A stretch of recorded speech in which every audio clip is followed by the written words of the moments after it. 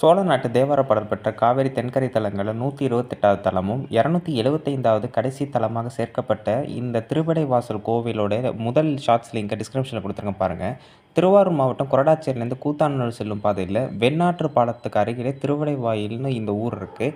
இறைவன் பேர் புண்ணிய கோடியப்பர், இறைவி பேர் அபிராமி அம்மன் சொல்லுவாங்க. விடையன் அப்படிங்கிற சூரிய குலத்து மன்னன் இத்தலத்தை வழிபட்டதுனால திருவிடைவாய், விடைனா நந்தி தேவரையும் குறிப்போம்.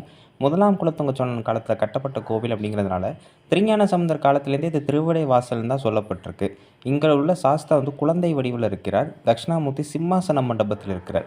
பிற்காலத்தில் 1917 தான் இங்கே கண்டுபிடிக்கப்படுது தேவார பதிகம், அதுவும் கல்வெட்டுகள் மூலமாக. இந்த கோவில் கஷேத்திர கோவிலை ஐயடிகள் காடவர் கோன் தென் இடைவாய் அப்படின்னு இந்த கோயிலை குறிப்பிடுகிறார். அதேமாரி பார்த்திங்கன்னா இந்த கோவில் 3 பக்கம் ஆற்றாலையும் அதேமாரி கிழக்கு பக்கமாக இருக்கிற பகுதியில் நீரால், அதாவது கடல் நீரால் சூழப்பட்டிருக்க மிக அற்புதமான தேவார தலம்.